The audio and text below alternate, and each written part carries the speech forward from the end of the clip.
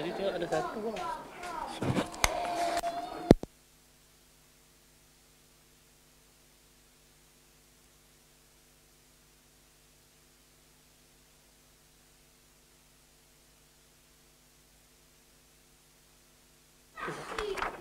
Kopi. Boleh juga. Kopi ya. Si. Si. Si tak ada gula. Ke sini ke bawah? Sana bawah. Tak, sini ke kosong. Sini. BO.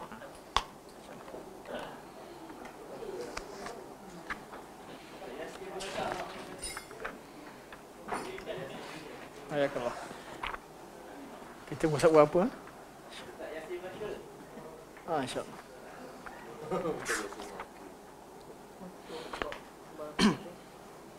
Ya? Baru ni kami mencintai orang-orang yang adil dan aman. Tapi yang kusuk apa tu? Okey, lain. Okey, insyaAllah. Cantik tu, cantik. Assalamualaikum warahmatullahi wabarakatuh. Bismillahirrahmanirrahim. Alhamdulillahi rabbil alamin. Nahmadullah ta'ala wa nashkuruh. Wa nusalli wa nusallimu ala sayyidina Muhammadin alladhi ballagha risalah wa adda al-amanah wa nasaha al-ummah hatta atahu al-yaqin wa ala alihi wa sahbihi ajma'in. Subhanaka la ilma lana illa ma 'allamtana innaka antal alimul hakim.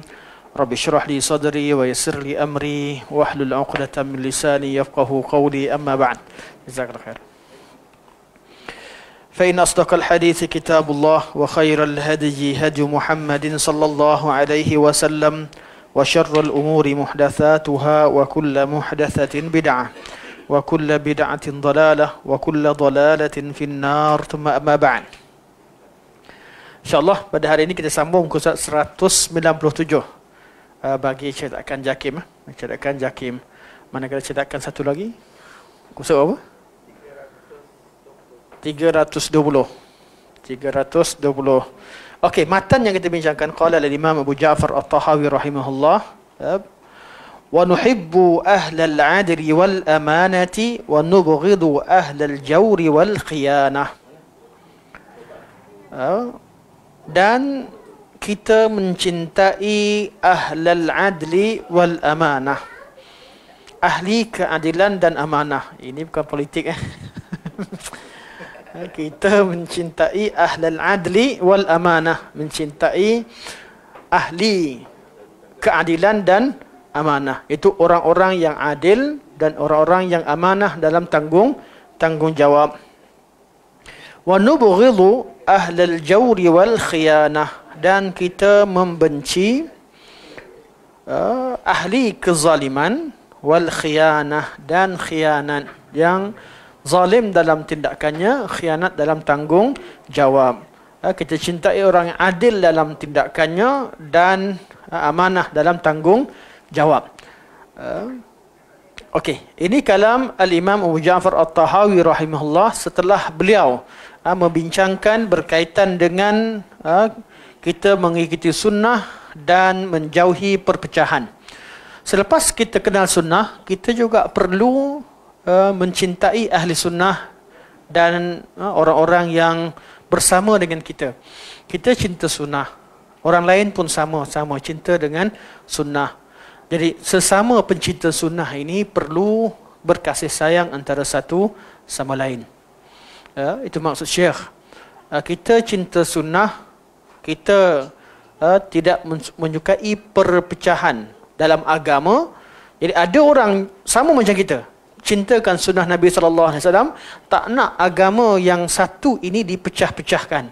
Kita tak nak sunnah Nabi itu dipelbagaikan di luar konteks ajaran Islam. Manakala sunnah Nabi yang pelbagai itu kekal sedia ada. Bukan sunnah Nabi cuma satu, artinya hanya jumud dengan satu, tidak. Sunnah Nabi SAW boleh jadi pelbagai dalam satu bab. Kita baca, contoh kita baca tahiyat, ada pelbagai lafaz. Kita baca, tapi lafaz tu tak boleh nak pelbagaikan terbuka sehingga pergi buat lafaz yang tak diajarkan oleh Rasulullah SAW. Sunnah Nabi dalam iftitah ada, dan ada pelbagai lafaz. kepelbagaian tadi kita perlu bertolak ansur dan perlu mengamalkan, menggabungkannya. Kita hanya berbeza. Boleh tak gabungkan antara dua doa serentak? Atau boleh tak sekali amalkan begini dan begini? Ini mazhab dan Islam.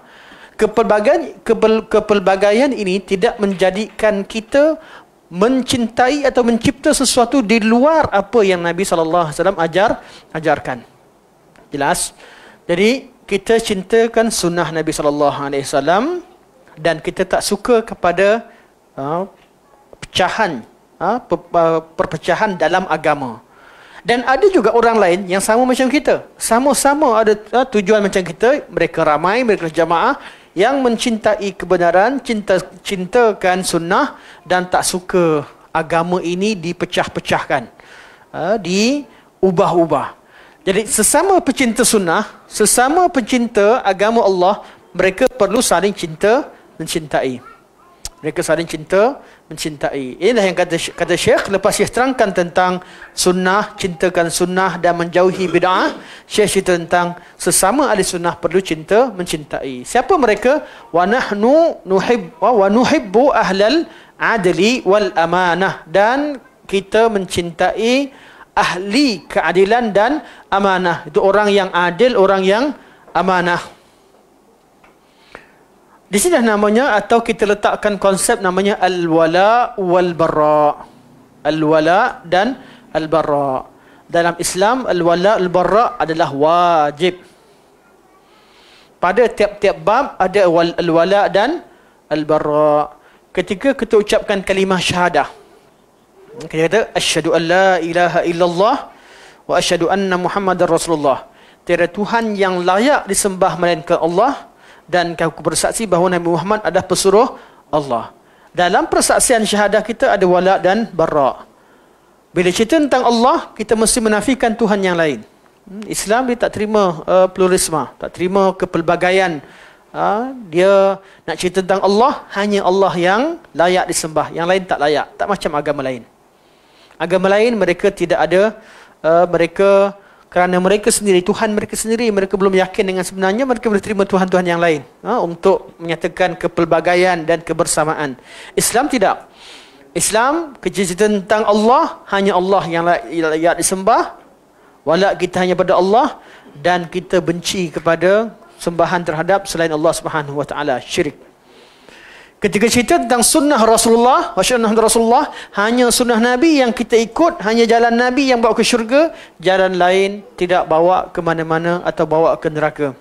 Bawa ke selain syurga. Selain syurga, neraka. Kerana tak ada tempat ketiga. Tak ada tempat ketiga. Ashabul Araf pun dia akan pergi juga ke syurga atau ke neraka. Penghujungnya akan ke syurga dan neraka. Jadi ketika cerita tentang, betul nama kita cerita tentang tauhidul ibadah, kita cerita tentang tauhidul qasd, begitu tauhidul ittiba', ini semua cerita tentang al-wala' wal-bara'. Cerita tauhidul qasd, tujuan kita, hidup kita hanya sembah Allah Subhanahu wa taala.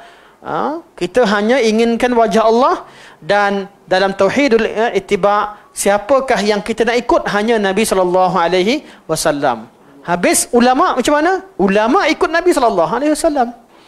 Sebab itulah kita kaji kaul ulama yang mana lebih dekat dengan sunnah. Kita cinta Rasul, cinta Nabi, ikut dalil Al-Quran dan Sunnah. Tidak bererti kita menolak ulama. Kerana semua ulama ajar kita untuk kenal Allah dan kenal Rasul. Ajar kita untuk amalkan Al-Quran dan hadis Nabi SAW. Jadi ulama itu mereka warasatul anbiya. Mereka ni adalah pewaris Nabi. Apa yang mereka sampaikan adalah apa yang Nabi sampaikan.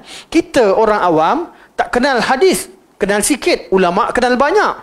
Ulama kenal banyak. Maka kita nak buka hadis, nak cari hadis, kita tak jumpa. Tapi kalau jumpa dengan ulama, orang yang alim, dia tahu ada hadis kat sini. Bukan kita ikut ulama kerana dia yang cipta ajaran tersebut, tapi kerana ulama, mereka lah yang tunjukkan jalan pada kita terhadap sunnah Nabi SAW. Kalau kita cerita tentang ikut ulama, tidak bererti mereka adalah yang berautoriti dalam mencipta agama. Tidak. Mereka adalah orang yang mempunyai pengetahuan tentang sunnah Rasulullah. Mereka mewarisi agama yang Nabi ajarkan. Jadi kita perlu rujuk pada mereka untuk kenal sunnah Nabi SAW. Jadi bila kita kata ikut Al-Quran dan As-Sunnah, tidak bererti kita menolak ulama. Malah kita menghargai ulama. Kerana mereka mengajarkan kita di manakah dalil dan macam mana cara nak faham dalil daripada Nabi SAW. Tapi kalau ada orang kata, dia mengaku dia sebagai ulama, tapi tak boleh tanya dalil.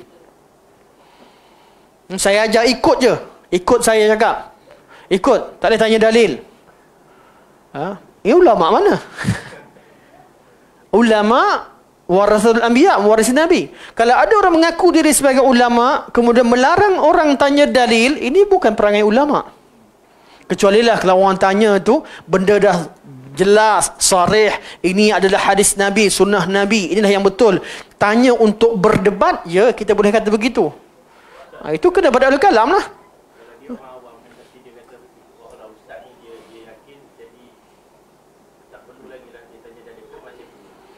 Ya, dia betul. Orang awam, kalau orang awam terlalu awam, dia nak tanya dalil pun tak mampu. Dia ikut. Dia dimaafkan dengan kadar kedhaifan yang ada pada dia ketika itu. Tetapi tidak bererti itu adalah manhaj dia. Bukan bererti itu manhaj. Manhaj orang awam, ikut jangan tanya. Tak. Kita kadang-kadang lemah. Kita cuma nak tahu pada kadar urgent tertentu, kita boleh. Kita yakin, untuk orang alim, kita ikut. Tapi dalam masa kita kata tak sempat hadir kelas, tak sempat nak bertanya, masih lagi ada masa yang banyak lagi benda-benda sekali. Jadi kita kata tak apalah, kita ikut dulu. Kita ikut je. Kita yakin dia orang yang alim, dia takkan bawa kesesatan pada kita. Boleh tidak? Boleh. Itu kadarnya, kadar begitu, tapi tidak bererti itu adalah tujuan dan maksud dan target yang nak dicapai. Jadi target kita nak ikut sunnah Nabi. Cara pertama, kita tunggu kita alim baru nak amal. Kalau tunggu kita jumpa hadis alim, nak jumpa dalil betul-betul faham betul-betul, baru kita nak amal, akan menangguhkan banyak sunnah-sunnah Rasulullah sallallahu alaihi wasallam. Jadi dalam Islam adanya konsep kita taklid. Kita belum jumpa hadis, kita dah amal taklid kepada ahli sunnah, taklid kepada ulama. Betul, ulama mudahkan dengan adanya mazhab-mazhab ni, kita ikut. Betul namanya fiqh mazhab, ikut kepada mazhab ulama. Tapi tidak bererti kita tak boleh tanya pada mereka apakah dalil yang mereka pegang ketika mereka ajarkan pada kita. Cuma proses ini perlukan pada masa. Perlu pada masa. Jadi orang yang belajar fiqh ikut mazhab, sebagai dalam masalah fiqh, mereka ajarkan ikut mazhab, suruh kita tafaqquh cara mazhab tertentu, tidak bererti mereka melarang kita untuk tanya dalil kenapa boleh ulama mencapai kesimpulan seperti itu. Sebab itu perlu penggabungan kalau belajar fiqh antara fiqhul mazhab dan juga fiqh sunnah. Tahu tentang mazhab, tahu juga tentang sunnah. Orang belajar fiqh sunnah tidak boleh memperkecilkan orang yang belajar fiqh ikut mazhab. Orang yang belajar fiqh mazhab tidak boleh memperkecilkan orang yang belajar fiqh sunnah. Kerana kedua-duanya saling melengkapkan. Sebab itulah kita belajar kitab kitab mukhtasar fiqh ni, kita hafal kalam ulama, hafal matan-matan, kemudian syarahkan. Kemudian sampai pada kitab muwassat, kitab yang mutawassit, yang watan-watan yang pertengahan ni, ada disebutkan dalil-dalil. Sampai kepada mutawwal, disebutkan dalil dan sebutkan qaul mazhab yang lain atau qaul yang lain untuk dibuat perbandingan. Dan ini adalah salah satu, ini adalah ilmu Islam. Bukan kerana ini sahaja betul, itu betul. Yang betul cuma satu. Cuma proses pembelajaran perlu kepada metod untuk mencapai dan memahami pemahaman yang betul seperti mana diajarkan oleh Rasulullah sallallahu alaihi wasallam. Jadi sunnah Nabi perlu pada perjalanan. Pada perjalanan ilmu yang perlu kepada kita sabar, tunggu. Kita dah belajar habis satu bidang sekalipun, kita masih lagi sabar, tenang, ambil masa untuk belajar lagi. Tiap-tiap bidang memerlukan bidang yang lain sehinggalah kita faham pada kadar yang lebih banyak daripada sebelumnya berkaitan dengan sunnah Rasulullah sallallahu alaihi wasallam. Dan ilmu tak akan habis. Artinya tak ada orang alim yang mutlak tahu semua benda. Ilmu tak akan habis. Dari masa semasa akan berterusan belajar. Kita dah mahir bab ni, ada lagi bidang lain. Kerana yang sempurna hanyalah ilmu yang Allah berikan kepada Rasulullah sallallahu alaihi wasallam. Sempurna dalam erti kata kemanusiaan, manusia paling sempurna. Sempurna yang mutlak hanya Allah Subhanahu wa taala. Jadi begitulah proses pembelajaran. Yang kita tak terima siapa? Tak terima orang yang bawa ajaran yang bukan Nabi ajar, malah bertentangan dengan sunnah Nabi sallallahu alaihi wasallam. Kalau sama-sama nak amalkan sunnah Nabi, sama ada jumpa hadis, amalkan dengan kadar, kerana jumpa hadis, beramal dengan hadis dengan kadarnya. Orang yang amalkan hadis melalui fiqh sunnah, tidak berarti mereka tolak mazhab. Kerana mereka sendiri taklid. Sebenarnya mereka ahli taklid, tak ada siapa ahli mujtahid. Ijtihad mereka hanya pada bab tertentu yang mereka sampai pada mereka dalil dan mereka mampu berijtihad. Dan ijtihad mereka ketika belajar hanya proses pembelajaran, bukan ijtihad dan amalan. Amalan mereka tetap ikut sunnah Nabi SAW. Jadi satu kezaliman bagi siapa belajar mazhab, ikut fiqh mazhab, kemudian nampak orang belajar fiqh sunnah, dia tuduh orang tu sebagai mujtahid. Sebenarnya itu cara orang belajar fiqh sunnah satu metod, cara belajar fiqh mazhab satu metod. Satu kezaliman dalam menghukum dan meletakkan persepsi yang buruk kepada orang belajar fiqh mazhab. Begitu juga orang belajar fiqh mazhab menuduh fiqh sunnah dengan kononnya mereka mujtahid, satu kezaliman. Kita perlu adil dalam meletakkan hukum pada seseorang. Okey. Tajuk kita tak berkaitan dengan tu, detail sebenarnya. Tajuk kita cinta Allah, tapi soalan dan juga perbincangan akan bawa sedikit berkaitan dengan ulama ini warasatul anbiya. Jadi kita cintakan ulama, cintakan ahli ilmu bukan kerana mereka mempunyai autoriti untuk mencipta syariat ini atau membuat sebarang hukum hakam, tapi kerana mereka orang yang paling alim tentang sunnah Rasulullah. Penghujungnya pergi kepada Rasulullah sallallahu alaihi wasallam. Jadi ulama ni cipta apa? Takkan ikut semua. Ulama cipta kaedah untuk mudah kenal sunnah Rasulullah sallallahu alaihi wasallam. Imam Syafi'i bukan buat amalan baru, tapi beliau cipta yang Nabi suruh, betul-betul suruh. Nabi kata siapa tak buat berdosa, siapa siapa tak boleh tinggalkan. Imam Syafi'i hanya namakan ini namanya al-wujub, letakkan istilah. Sebab kita nak cari dalil betul-betul semua dalil, tak ada semua, nak cari panjang. Jadi kaedah dan istilah ulama mereka letakkan mudahkan kita untuk faham apa yang Nabi ajar. Jadi ada istilah wajib di sisi ulama usul atau di sisi ulama fiqh. Walaupun wajib ni dah ada ke belum? Dalam bahasa Arab dah ada dah. Sebelum Imam Syafi'i dah ada perkataan wajib. Tapi wajib dalam perkataan ulama sebelumnya tak sama dengan wajib dalam kitab fiqh dan usul fiqh. Itu nama istilah. Sebab itulah ulama bila jumpa hadis berkata ghuslul jum'ati wajibun ala kulli muhtalim, mandi hari Jumaat, Nabi kata mandi hari Jumaat wajib ke atas semua orang yang dah baligh. Kata Imam Syafi'i yang cipta istilah wujub tadi, beliau kata hukumnya sunat. Adakah beliau lawan hadis? Tak. Hadis Nabi cerita tentang bahasa, wajib sisi bahasa. Tapi ketika usul dalam istilah usul fiqh atau istilah fiqh, wajib adalah istilah ilmu. Jadi kita faham hadis Nabi wajibun alakal muhtalim, kata Imam Syafi'i hukumnya sunat. Kerana perkataan Nabi bercakap ketika itu bercakap dengan bahasa orang Arab. Sebab kita kena kategorikan lafaz tu dalam bab apa yang kita bincangkan. Kena jelas. Kalau sebut solat di sisi bahasa ke solat di sisi syarak? Tengok pada konteks. Ketika Allah kata wa aqimus salah, dan dirikanlah salah. Solat mana? Tuntutan syarak ke tuntutan bahasa? Tuntutan syarak. Tak boleh diterjemahkan dengan bahasa. Kalau ikut syarak apa dia? Solat yang Nabi kata sallu kama raaitumuni usalli. Solat macam mana kamu lihat aku solat. Okey, jadi solatnya apa? Solat yang Nabi ajarlah, yang bermula daripada takbir berakhir dengan salam. Jangan pula terjemahkan solat ketika nas yang kata aqimus solah dengan solat bahasa. Jadi batiniah lah. Sama-sama belajar tafsir, tapi disyarahkan solat artinya doa. Doa artinya harap. Lama-lama solat dengan niat. Betul juga. Dia bukan tak hadir kelas.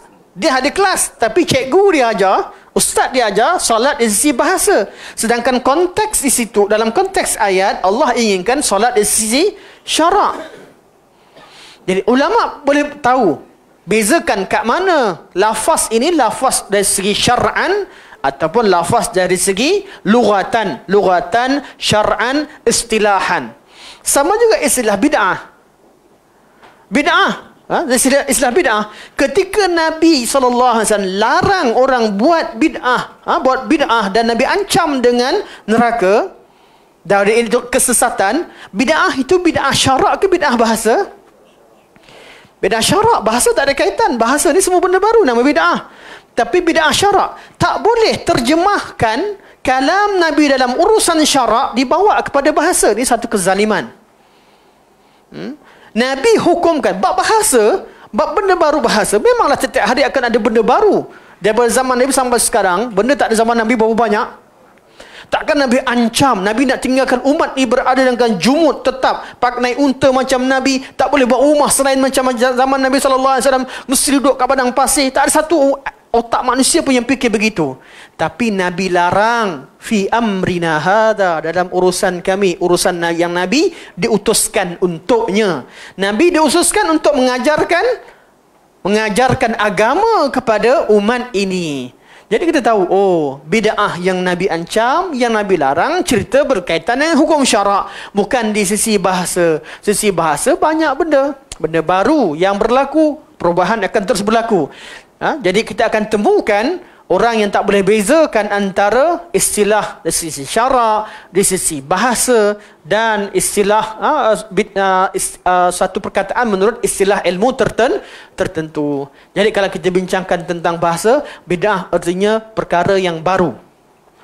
Perkara yang baru. Kalau bincangkan secara syarak, bid'ah adalah urusan-urusan agama yang dicipta luar daripada yang diajarkan oleh Nabi sallallahu alaihi wasallam.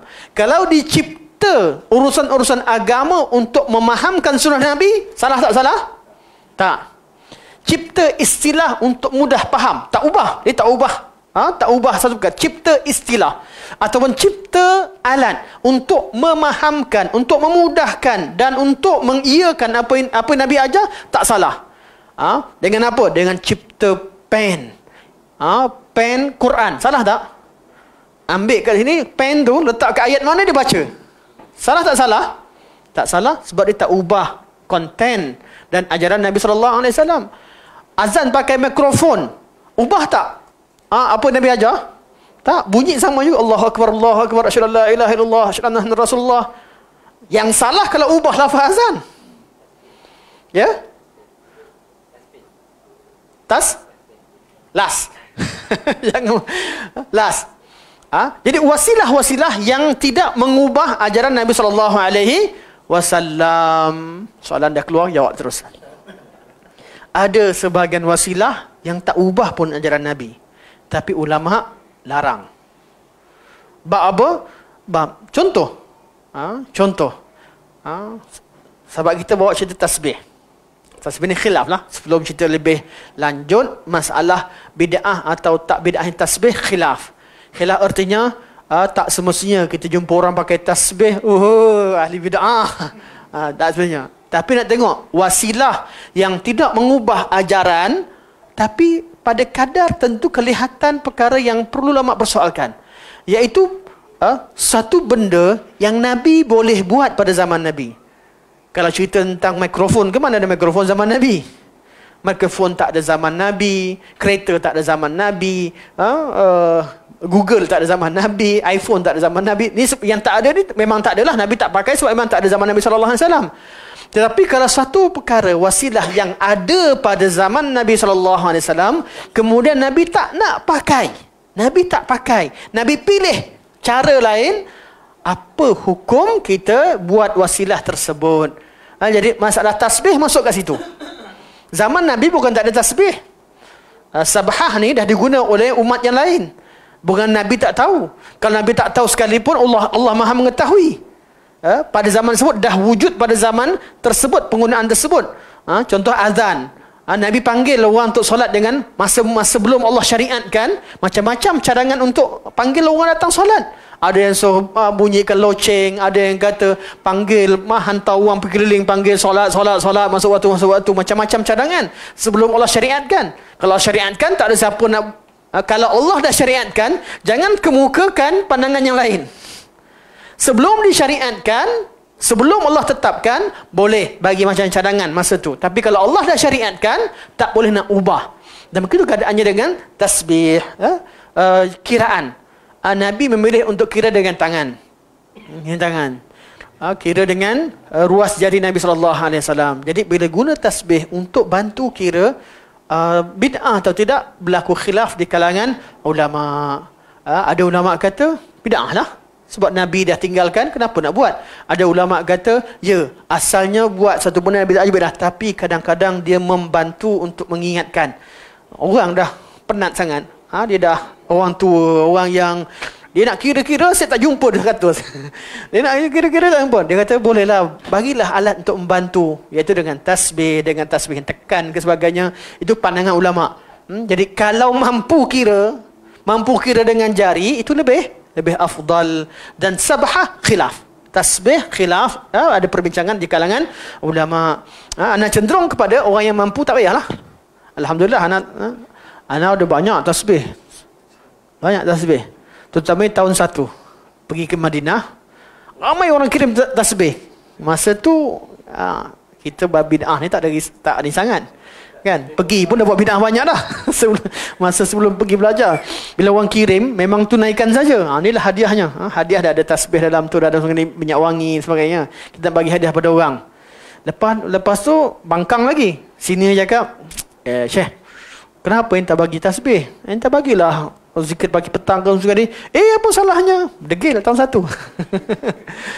Jadi adalah orang dapat hadiah semua kali. Jadi bila tahun kedua dah tengok perbincangan, patutlah abang tu cakap macam tu. Kita ni selalu, hidup kita ni kadang-kadang, kalau kita, sebab tu jangan bangkang sangat. Malu, simpan sikit kita punya kejahilan tu. Kan? Dengan cara apa? Jangan terlalu ke depan sangat dalam bab yang kita belum yakin 100%. Kan? Ke depan sangat, takut kita nak reverse balik susah. Takut reverse susah. Jadi bila dah kaji, belajar, bincang-bincang, rupanya ada perbincangan. Buka kita usul, memang ada rupanya. Patutlah abang tu tegur macam tu. Kita terima kasih kerana dia perkenalkan kita, fahamkan kita. Jadi bab tasbih berlaku khilaf, tapi lebih afdal, tak syak lagi, kiralah dengan cara yang Nabi SAW ajar. Adakah menyusahkan untuk sebahagian pada orang yang memang tak mampu langsung, otak dia memang lupa 100%? Bolehlah kot. Kan? Memang tak boleh. Kalau kira pakai tangan, confirm tak boleh. Tapi kalau sekat keliru kejap-kejap sebab lupa, sebab tak bagi perhatian macam kita ni, kita lupa bukan sebab otak kita tak mampu, tapi sebab kita leka. Jadi fokuslah sikit. Kira tu tujuan untuk fokus. Masa zikir tu fokus. Kira 33 atau 34.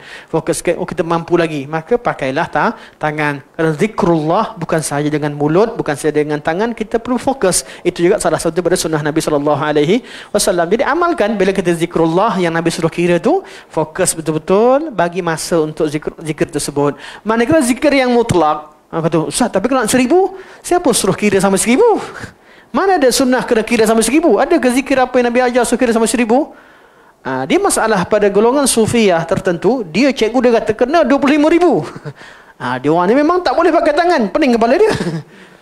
Dia kata, itu guru awak, guru kami tak ajar macam tu. Sebab Nabi tak ajar macam tu. Yang banyak, lebih daripada kadar yang Nabi takyidkan, itu adalah zikir yang mutlak. Nak baca 10,000, 20,000 ke semua kali, nak buat jadual sendiri ke semua sekali, terpulang. Tetapi jangan bila kerana anda nak kira sampai pada 1000 jadual anda sendiri, kemudian anda mensunatkan, mensyariatkan keperluan khas anda kepada orang lain. Jadi kalau orang kata, tiba-tiba nampak saya pegang tasbih. Lama saya buat pakai tasbih. Ustaz, kenapa Ustaz? Ana bukan nak tasbih, sebab ana nak hafal Quran. Ana nak hafal dah biasa dah. Kalau hafal sampai 40 tu biasa ingat contoh kan. Tekan. Boleh ke tidak? Wasilah. Tak apalah. Atau tasbih. Tam. Ana tengah kira berapa orang customer yang masuk. Duduk kat kedai kan. Macam pramugari. Lalu jalan kat ni dia kira. Berzikir ke apa? Bukan zikir. Walaupun dia pegang tasbih tu. Dia pegang tasbih. Dikira customer berapa orang yang penumpang dah naik. Kenapa dia zikir? Rupanya dia kira. Jadi kalau kira apa sekalipun, itu cara, wasilah. Tapi kalau cerita bab agama, kita kena ikut Nabi SAW 100%. Silakan. Setengah pihak dia harapkan selain daripada bid'ah, dia kata tercampur dengan agama lain kerana dia baca penulisan tu. Betul? Tapi contohlah, kalau untuk Sabi sebenarnya tasbih dia pula kan? Ya, saya. Kan tasbih digital. Kalau digital tu masih kira tercampur ke? Sebab bentuk dia lain. Cuma kaedah kira-kira tu. Adakah tak boleh? Kalau macam tu sempuang ke apa semua tak boleh pakai Ya, ruang ijtihad, tasyabuh dalam ibadah, bukan tasyabuh dalam wasilah. Orang agama lain kalau sempua ke apa ke tu memang nak kira. Kalau dalam bab ibadah, cerita mereka tasyabuh dalam ibadah. Selain daripada kita katakan wasilah tu ada pada zaman Nabi, dia juga adalah tasyabuh dengan agama lain. Tu nak cerita tadi. Ada agama lain dah guna pakai. Malah gambar tasbih, sebahan ni dah ada cerita, dah ada diceritakan balik, dah dipakai. Hatta dalam sejarah agama lain, pernah baca lah macam mana orang dulu dia kira. Contoh Ummu Salamah letakkan biji kurma, kira sebagainya. Ini kisah perbincangan yang panjang khas untuk buat tasbih. Detailnya rujuk kitab, anda tak ingat semua. Detailnya kena rujuk kitab. Kalau cerita semua takut salah. Betul, nak cerita umum je. Ada cerita umum. Ada setengah bab tu kita tak hafal semua. Kita nampak fikrah umum, tahu pendirian tertentu, ambil. Tapi kalau kata orang kata nak debat pasal tasbih, kena buka balik kitab tu. Sama juga macam kita isu hadis jariah contoh. Kita tahu semua dia. Bila orang kata nak debat, bukalah balik. Bukan tak ada keputusan ulama. Sama juga bab lain. Tiap-tiap bab kita perlu baca sehingga kita yakin tahu yang mana hak, yang mana batil, hafal dengan kadarnya. Kalau tak mampu, kita letak. Itu fungsinya ada kitab kat rumah. Bukan kitab tu buat tayang, tak pernah buka, tak tahu isi. Tapi ada kitab tu kita tahu dah. Kita ada kitab tentang tasbih, ada kitab tentang bid'ah, ada kitab tentang semua. Kita dah baca, dah tahu ni sendiri. Tapi kalau orang tanya dalil, kita tak hafal semua. Otak kita ni kan ada limitnya nak hafal. Sebab kita tak banyak, tak kuat hafalan. Jadi ada tempat rujuk. Ada orang beli kitab semata-mata untuk tayang. Salah lah. Ada orang kitab sebagai kitab rujukan. Jadi dia dah tahu, dia dah baca, dah faham, tetapi sebahagian pada fakta tu dia lupa. Dia perlu kepada takyid, dia perlu catat, letak satu tempat. Kebanyakan orang macam ni. Jadi kitab tu kena ada dalam library dia. Kena beli. Dan wajib beli dengan okey, jazakallah. Tak wajib lah beli dengan siapa, tak wajib. Allahu akbar. Cuma jelah kita, sahabat kita, bila kenapa kita anak galakkan kahwin pula. Galakkan beli dengan kawan-kawan kita yang ni kerana apa? Kebanyakan mereka berikan masa mereka, tenaga mereka untuk sebarkan sunnah Nabi sallallahu alaihi wasallam. Sama kita bantulah, bantu sesama, sama kita bantu, dan dengan kadar yang kita mampu. Nak bagi duit, kita pun sama-sama juga. Sama-sama juga, taklah terlalu mampu. Jadi sesama kita, kawan-kawan kita berniaga, kawan-kawan kita dan semua sekali, mana support satu sama lain dengan kadar tertentu. Jangan pula jadi utama, kan? Kalau kawan bagi benda tak berkualiti, kita pun tak ambil juga. Kerana perniagaan perlu juga pada kita tengok pada kualitinya. Tapi ada kadar tertentu untuk kita dahulukan, yang mana lebih baik. Dan itu terutamanya orang-orang yang sama-sama mempunyai misi dan visi yang sama dalam agama. Okey, balik pada teks. Okey, syarah terhadap kalam Syekh. Syekh kata wa nuhibbu ahlal adli wal amanah. Kita cinta kepada ahli keadilan dan amanah, wa nubghidu ahlal jawri wal khiyanah, dan kita membenci ahli kezaliman dan khianah. Syarah ini termasuk dalam kesempurnaan iman dan ubudiyah. Mencintai orang-orang beriman salah satu daripada kesempurnaan iman seseorang. Nabi kata la yu'minu ahadukum, atau kita ambil kat bawah tu ayat yang dah ada kat teks kat bawah. Ambil hadis ni, Nabi kata wa man kana yuhibbul mar'a la yuhibbuhu illa Allah wa man kan, macam berulang tu teks yang ada di bawah, kan?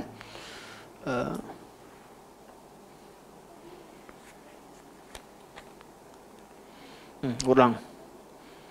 Teks itu ada yang berulang. Kita jangan kita saya ambil yang kita akan syarahkan. Kita nak betulkan syarahkan. Tapi hadis Nabi SAW Nabi kata, la yu'minu ahadukum hatta yuhibba li akhihi ma yuhibbu li nafsihi. Salah satu daripada hadis Nabi, tidak beriman salah seorang sekalian sehingga dia mencintai untuk saudaranya sebagaimana dia inginkan perkara tersebut untuk dirinya. Jadi ini antara kesempurnaan iman. Sebab Nabi kata tidak beriman, itu tidak sempurna iman salah seorang kalian sehingga dia mencintai untuk saudaranya apa yang dicintai untuk dirinya sendiri.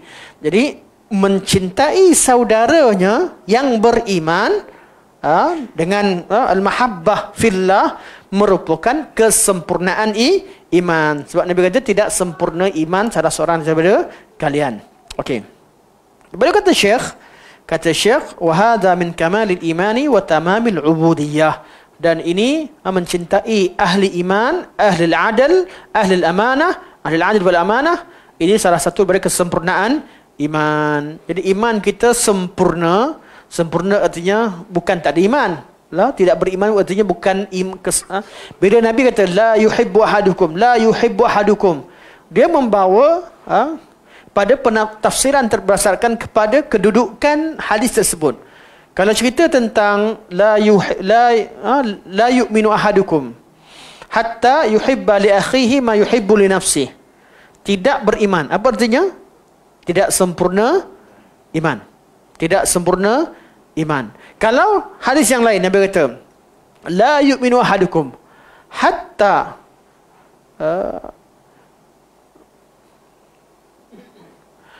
akuna ahabba ilaihi min walidihi wa waladihi wan nasi ajma'in.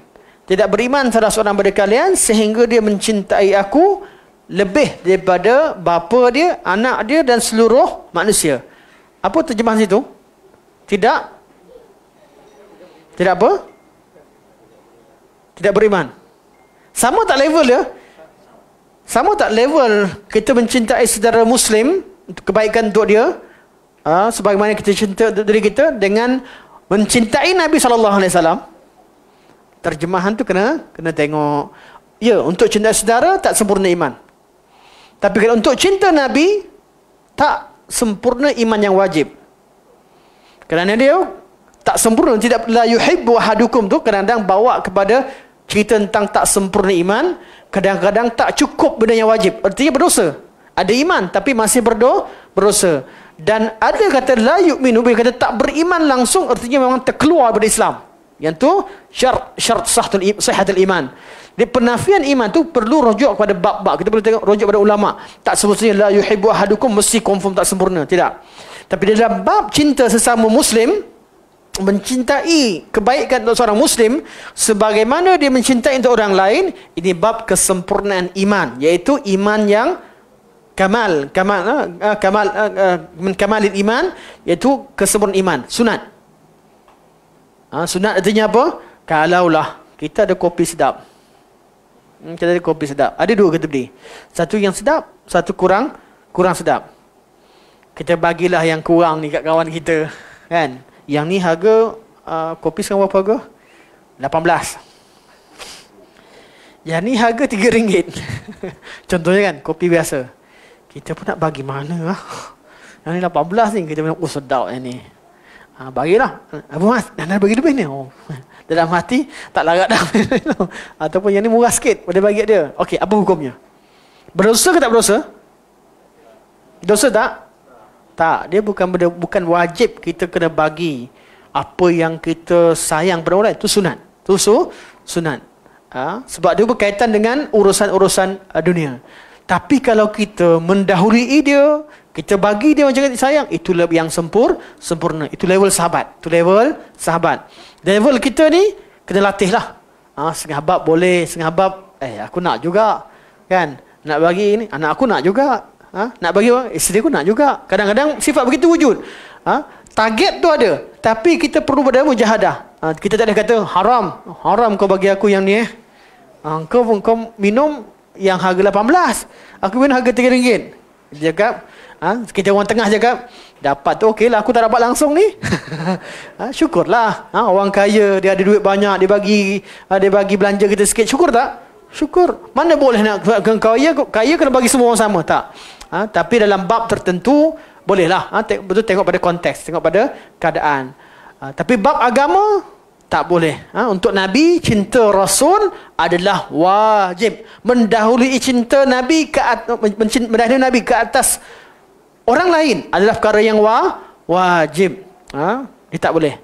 Tak boleh dahulukan cinta selain Nabi. Kalau kita lebih mencintai sesuatu yang lain, lebih daripada Nabi SAW, apa hukumnya? Haram. Berdosa dengan kadar tertentu. Ada orang lebih dahulukan, nak ikut sunnah Nabi ke nak ikut kawan aku? Kan? Nabi suruh buat macam ni, kawan aku suruh buat macam ni. Dah ada dua dah.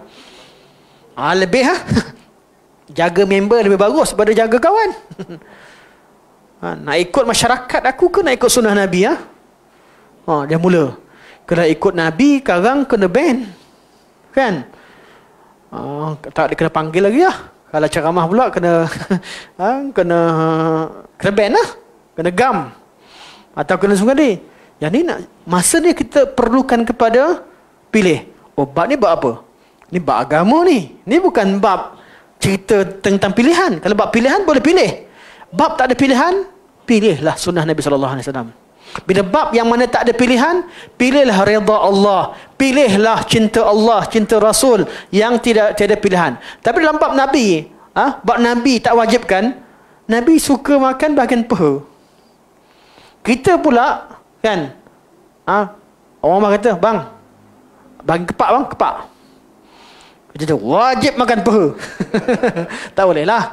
Bab tu pun Nabi tak wajibkan. Kita kena tahu bab mana bab yang wajib, yang mana bab yang Nabi mencintai, mana agama, apa maksud cinta Rasul yang wajib tersebut. Itu perlu pada kita belajar lebih detail berkaitan sunnah Nabi SAW. Jadi bab mendahulukan cinta Allah dan cinta mendahului Allah dan Rasul, mendahulukan Allah dan Rasul dalam cinta, itu bab yang iman wajib. Dia ada kamalul iman yang paling sempurna, ada imanul wajib, iman yang wajib, ada syarat sihhatil iman, syarat sah iman. Jadi kalau kalimah la ilaha illallah Muhammadur Rasulullah, ini syarat sah iman. Tak boleh tolak ansur. Nak batalkan kalimah syahadah tak boleh. Sebab tu benda yang bila orang tolak, orang dia tak nak buat satu perkara, tengok tak nak buat apa. Dia tak nak buat tadi, dia nak bab yang sunat-sunat tadi, bab dahulukan kawan dan sebagainya, dahulukan mukmin, ataupun bab berkaitan dengan dia ni cintakan Nabi, cinta Rasul. Tapi sampai masa ditangguhkan sikit. Ditangguhkan solat sampai hujung waktu sebab dia nak meniaga dulu, berdosa dengan kadarnya. Tapi tak boleh kata dia kafir ke murtad ke sebagainya, tak boleh. Sebab dia masih ada syarat sah iman. Dia ada akidah dia masih betul nak cinta Allah Rasul. Cuma nafsu dia, syahwat dia dan kehendak dia menyebabkan dia dahulukan. Jadi dia berdosa tapi tak keluar dari Islam. Ada orang yang dia dahulukan selain Allah sehingga dia menjadikan wala dan barak dia kepada orang kafir, atau dia menghina Islam, atau dia menghina agama Allah, atau dia meninggalkan kalimah syahadah, atau buat perkara-perkara yang batalkan iman. Masa tu dah tak boleh kita nak kata cinta dia tak cukup pada syarat sahnya iman. Okey, balik semula. Kata Syekh, wa hadha min kamalil imani wa tamamil ubudiyah, dan ini iaitu cinta kepada ahli adil dan amanah, benci kepada kezaliman dan khianah adalah daripada kesempurnaan iman dan kesempurnaan ubudiyah. Kenapa kesempurnaan ubudiyah? Sebab Allah suruh. Sebab itu sebahagian daripada suruhan Allah Subhanahu wa taala dalam bab kesempurnaan. Okey. Ini kerana Syekh, فإن العبادة تتضمن كمال المحبة ونهايتها وكمال الذل ونهايتها. فمحبة رسول الله وأنبيائه وعباده المؤمنين من محبة الله. Kenapa kita Syekh kata kenapa mencintai ahli adil dan amanah itu sebahagian daripada kesempurnaan iman terhadap Allah Subhanahu Wa Taala, kesempurnaan cinta terhadap Allah Subhanahu Wa Taala, sebab Allah Subhanahu Wa Taala, kita nak sebab kerana ibadah merangkumi kecintaan dan rasa tunduk yang paling tinggi dan sempurna kepada Allah Subhanahu Wa Taala. Apa ibadah? Ibadah, apa arti ta'rif ibadah? Apa yang terkandung dalam ibadah ialah al-ibadah adalah kamalul mahabbah lillah. Cinta yang sempurna kepada Allah Subhanahu Wa Taala. Kamalul muhabbah ma'a kamalul dhul. Cinta dan sempurna cinta dan sempurna ketundukan kita kepada Allah Subhanahu Wa Taala. Ini ibadah. Dan Allah Subhanahu, bila kita cinta Allah dan kita tunduk pada Allah dengan segala apa yang Allah kehendaki, kita tengok kitabullah, tengok sunnah Rasulullah, kita dapati bahawa Allah juga suruh kita mencintai orang beriman. Allah juga suruh kita mencintai orang beriman, ahli adil, ahli amanah sebagainya. Maka mencintai ahli iman tadi kerana Allah yang suruh kita cinta pada mereka. Kerana Allah yang suruh pada mereka. Jadi cinta kita kepada Allah, pada ubudiyah kepada Allah, kamalul mahabbah ma'a kamalul dhul. Cinta, kesempurnaan cinta dan kesempurnaan tunduk tawaduk hanya pada Allah. Tetapi kita mencari yang lain, kenapa? Sebab Allah yang suruh saya cintai dia. Allah yang perintahkan. Maka itu melengkapkan ubudiyah kita kepada Allah Subhanahu Wa Taala. Ini kerana ibadah merangkumi kecintaan dan rasa tunduk yang paling tinggi dan sempurna, iaitu kepada Allah Subhanahu Wa Taala. Cinta kepada Rasul Allah,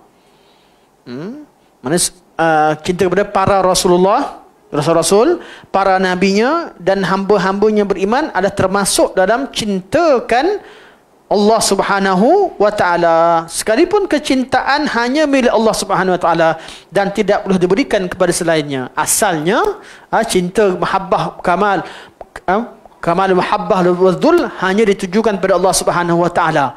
Tapi kita juga disuruh untuk mencintai yang lain, cinta dari Rasul-Rasul, Nabi-Nabi, cinta kepada orang beriman.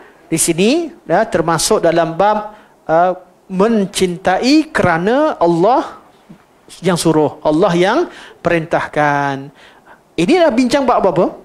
Bab mahabbah khasah. Kita belajar bab akidah ada apa? Ada mahabbah khasah, ada mahabbah mushtarakah. Betul?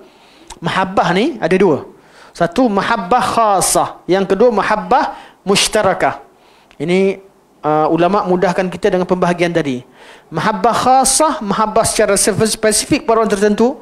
Apa kedudukan dia? Satu, hukumnya wajib.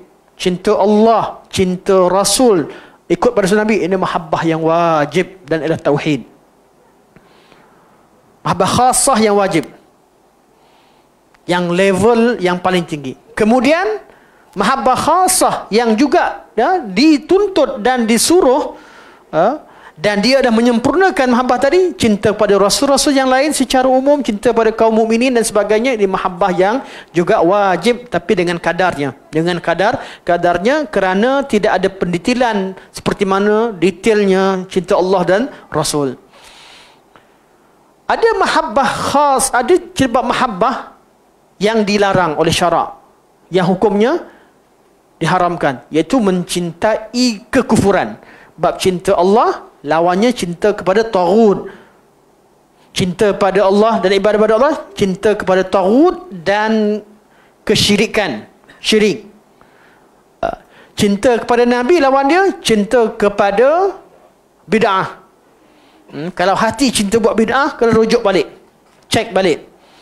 Orang yang beriman, dia akan merasa puas dengan sunnah Nabi SAW. Kalau rasa tak cukup, Nabi ajar dia macam tak cukup, takkanlah, kita bukan Nabi, kita ni manusia. Dalam bab kemampuan dan kesempurnaan ibadah, ya, kita tak sama macam Nabi SAW. Tapi dengan dalam bab nak cinta, nak ikut Nabi, kemudian kita tak nak ikut dengan alasan hanya Nabi yang Nabi amalkan tu dah cukup, kami kena amal lebih, kena buat lebih. Tak kena. Sebab ibadah Nabi paling sempurna. Ibadah Nabi paling sempurna. Lainlah kalau Nabi dah beriman, jadi kena amal sikit je. Nabi dah Rasul, dah seorang Rasul, Nabi sembahyang tak banyak sebab Nabi kan Rasul. Nabi istighfar tak banyak sebab Nabi Rasul. Kalau macam tu, betul lah. Tapi tak macam tu. Nabi, walaupun Nabi Allah dah ampunkan dosa yang dahulu dan dosa yang kemudian, dosanya yang zahir, yang batin Allah bersihkan hati, Nabi tetap manusia yang paling banyak sujud pada Allah Subhanahu Wa Taala. Maka kita tak boleh nak hukumkan kita kena cipta amalan baru ni. Sebab Nabi cukuplah solat macam Nabi ajar. Kita kena ada amalan-amalan baru. Barulah nak baru kita betul-betul ikut Nabi. Tak kena. Sebab Nabi dah sempurna. Zikrullah begitu juga, zikir pada Allah Subhanahu Wa Taala. Nabi orang yang paling banyak zikir pada Allah, paling banyak ingat pada Allah Subhanahu Wa Taala. Maka kita tak boleh buat kaedah kita kena buat lebih daripada Nabi sallallahu alaihi wasallam. Tapi Ustaz, salah istighfar banyak-banyak. Memang Nabi suruh istighfar banyak-banyak, tak salah lah. Salah ke zikir banyak-banyak? Memang Nabi suruh zikir banyak-banyak, tak salah. Tapi kalau Nabi tetapkan, Nabi dah sebut selepas solat istighfar 3 kali. Kalau Nabi tetapkan, ini perbincangannya. Kadar yang ditetapkan oleh syarak. Kalau yang Nabi zikir kebanyakan mutlak.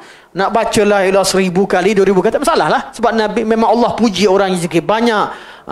Orang yang istighfar banyak. Orang ucapkan kalimah tahlil banyak. Itu zikir yang mutlak, tak masalah. Tapi ketika Nabi hadkan dengan bilangan tertentu, bilangan yang Nabi hadkan itu adalah bilangan yang mu'tabar, yang perlu kita ikut. Kecuali terbukti Nabi hadkan itu bukan untuk kadarnya.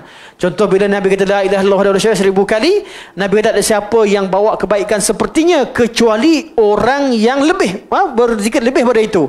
Oh, jadi Nabi hadkan kadar paling kurang 100, lebih lagi baik. Jadi kita tak salahkan lawan lebih.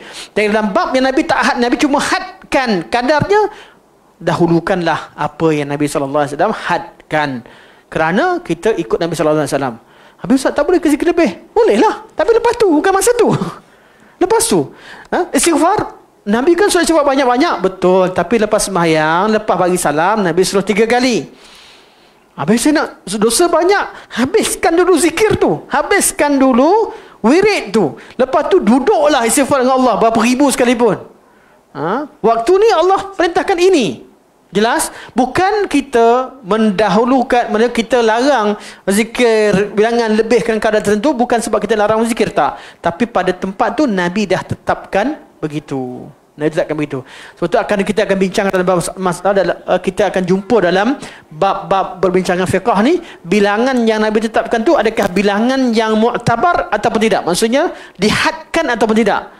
Kadang-kadang Nabi sebut banyak tu, tapi Nabi bukan nak hadkan. Dengan digabungkan dalil-dalil, diketahui bab tu perlu lebih, boleh lebih ataupun tidak. Dia ada perbincangannya yang tersendiri. Itu masuk dalam masalah ilmiah. Masalah ilmiah. Artinya kalau orang tak tahu, dia lepas solat, dia zikir banyak-banyak dengan spontan. Dia tahu tak terfikir, baru dia ingat. Tak apalah, tak kata dia berdosa. Tapi kalau dia sedar, dia kena tahu. Betul-betul kena ikut 3 kali macam Nabi ajarkan. Sama juga, lepas pada solat, Nabi SAW ajarkan kita baca ayat kursi. Ikut. Jangan tambah. Tak tambah, Ustaz. Haram ke Quran? Bukan sebab haram Quran, tapi sebab Nabi tak buat. Nak baca Quran, baru tu baca. Berapa panjang sekalipun. Selepas solat, Nabi ajar, Nabi tak sebut Fatihah. Tapi orang kata baca Fatihah hanya kan Ummul Kitab. Betul, Ummul Kitab. Tapi Nabi tak baca selepas solat sebagai zikir. Baca, inilah yang paling utama. Baca masa solat, baca masa kosong, tadabbur, faham betul. Tapi lepas solat Nabi tak baca, tak sabit. Jadi hormatilah sunnah Nabi SAW dengan kita lewatkan baca tempat lain. Tempat Nabi baca, kita baca. Tempat Nabi SAW tak baca, kita tak baca. Tempat yang bebas, yang kosong, kita buatlah amal ibadah apa yang kita mampu, ikut pada kesesuaian dan juga kemampuan kita. Okey, jadi kita mahabbah ada dua. Satu mahabbah khasah. Yang kedua mahabbah mushtarakah. Musytarakah tu cinta yang boleh berkongsi. Yang cinta boleh adanya perkongsian. Mahabbah mushtarakah. Mahabbah khasah, cinta tentang Allah, Rasul, kaum mukminin. Ni mahabbah yang tak memang kalau cinta Allah mana boleh cinta yang lain. Cinta Nabi tak boleh cinta yang lain dalam bab ittiba'. Cinta kaum mukminin dalam al-wala al-bara, dalam agama tak boleh orang lain. Itulah yang adanya. Tapi ada mahabbah yang ulama bincangkan, mahabbah mushtarakah. Mahabbah yang boleh jadi berkongsi. Contohnya apa? Contoh mahabbah rahmah. Mahabbah yang jenis rahmah, kesian. Rahmat seorang ayah terhadap anak. Anak ni Muslim, anak ni bukan Muslim, tapi anak juga. Berlaku kat siapa? Kalau yang keluarga Muslim tak ada masalah lah, sama-sama Muslim. Tapi berlaku dekat keluarga yang ayah masuk Islam, ada anak tak masuk Islam, ada anak Islam. Okay. Dalam bab cinta al-wala al-bara kepada kaum mukminin tak ada beza. Anak aku ke anak engkau tak kisah. Dia orang beriman adalah iman, yang tak beriman tak beriman. Dalam bab agama tak boleh teransur. Anak aku buat syirik tak apa, anak orang lain tak boleh. Bab agama tegas. Kita suka pada orang beriman, benci pada orang, pada ahli syirik, kepada kekufuran, kepada ahli maksiat sebagainya. Tak boleh bezakan. Tapi dalam bab ayah, anak juga, takkan tak belanja makan. Rahmat, takkan tak tolong perniagaan dia. Takkan tak. Dapat rahmat, ni mahabbah mushtarakah. Boleh bagi pada orang beriman, boleh bagi orang bukan beriman. Anak sama-sama anak, kita boleh bagi kasih sayang, kadar, tak ada kaitan dengan agama, berkaitan dengan rahmat dan kasih sayang kita pada anak. Atau cinta pada mak bapak, hormatkan mak ayah. Mak masuk Islam, ayah tak, pisah. Kemudian kita menghormati mereka berdua. Ini mahabbah mushtarakah. Mahabbah yang berkaitan dengan ihtiram, berikan kedudukan. Ataupun cinta berkaitan dengan hobi. Kan? Kita kalau pergi mancing, bawa Ahcong dengan Maniam, lebih bagus dia bawa Karim. Karim ni cakap banyak, tak tolong. Contoh kan. Jadi pergi mancing kita, ajak Maniam lah. Ajak Ahcong lagi best. Dia pergi sama-sama mancing, bantu-bantu semua sekali, kita rasa seronok. Kerana hobi kita lebih seronok. Berdosa tak kita tak tinggalkan Karim, ajak Ahcong?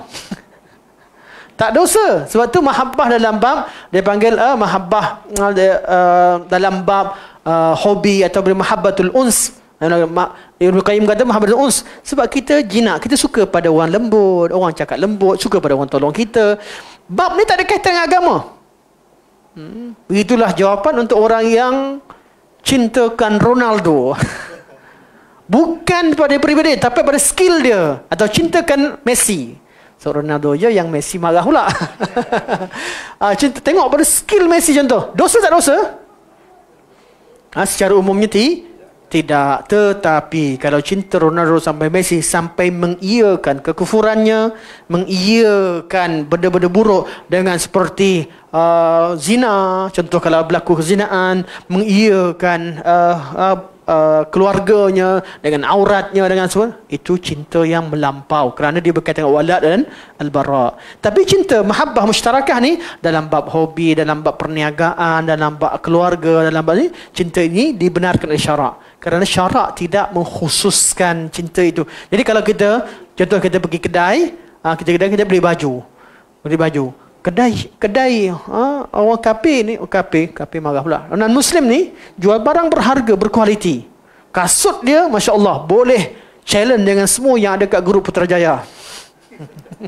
Ni grup khas kan ni, bagi yang nak lari kan. Boleh, memang berkualiti. Pergi ke kedai orang Islam, kasut-kasut ni kasut ambil daripada kedai. Kita nampak, kita tahu dah kualiti tak sama. Kita tu wajib beli kasut dia sebab dia beriman. Tak boleh. Cinta kita pada kasut dan barang ni mahabbah mushtarakah. Kita suka pada kualiti, kita suka pada sifat tertentu. Yang ni tak masuk dalam bab al-wala dan al-bara.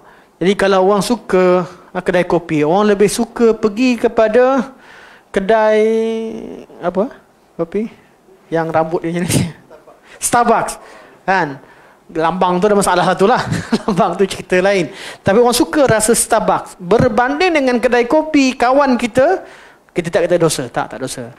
Tapi kita mengharapkan kawan kita buat kualiti lebih. Kita akan sokong lebih. Kita ada mencintai, membantu, itu ada sifat. Itu al-wala kerana agama tadi, ada perasaan ingin membantu. Betul boykot ni, boykot produk orang kafir ni ada kadang-kadang bawa kebaikan, kadang-kadang tidak bawa kebaikan. Kalau sukakan produk orang Muslim sehingga mengenepikan kualiti, menepikan servis sebagainya, tak perlulah. Takkan kita nak sokong perniagaan yang tak ada kualiti, tak menghormati orang, customer sebagainya, kerana dia seorang Muslim kemudian kita tinggalkan. Jadi bab ni, kerana bab ini Islam galakkan kita bersaing. Bab ni Islam galakkan kita bersaing. Tapi kalau bab kualiti sama ataupun kurang sikit yang kadar kita boleh terima dan sebagainya, bertolak ansur lah untuk bantu orang Islam kadar tertentu. Pada kadar tertentu, betul nak cakap kadar tertentu. Bab-bab yang mahabbah musytarakah ni dibincang ulama, kita boleh tengok pada maslahah, tengok pada keadaan. InsyaAllah kita akan bincangkan, sambung semula berkaitan dengan bab mahabbah.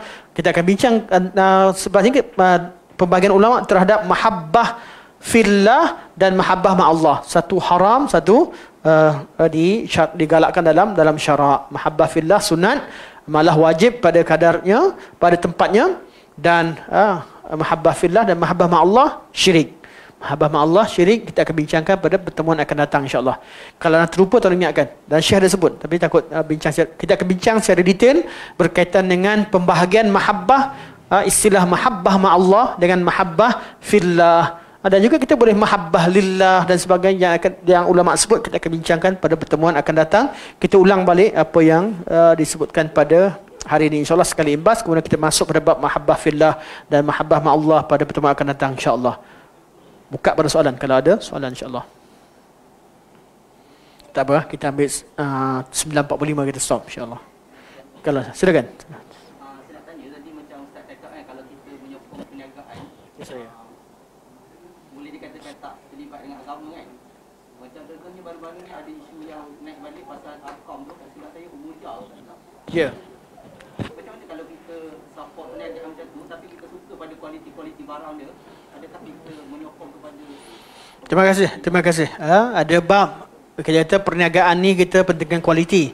Dan tidak wala' al-bara' ni berlaku pada bab agama. Tetapi dikecualikan, inilah boikot yang perlu. Kadang-kadang orang kafir menggunakan kualiti dia, menggunakan barang ada dia memancing kekuatan umat, melemahkan umat Islam melalui perkara tadi.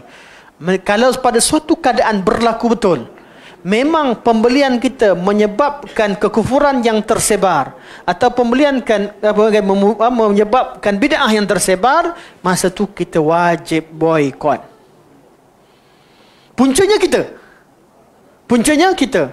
Satu Dr. Yusuf Qardawi pernah bagian fatwa haram membeli barang-barang produk daripada seperti tak saya McD ke KFC ke, saya tak ingatlah mana, kerana membantu satu peluru Israel pada pandangan beliau ketika itu. Tapi ulama lain rad bukan kerana fikrah tu, bukan kerana fikrah memberi idea pada memberi bantuan pada Israel. Ulama rad kata fatwa tersebut tidak menyelesaikan masalah.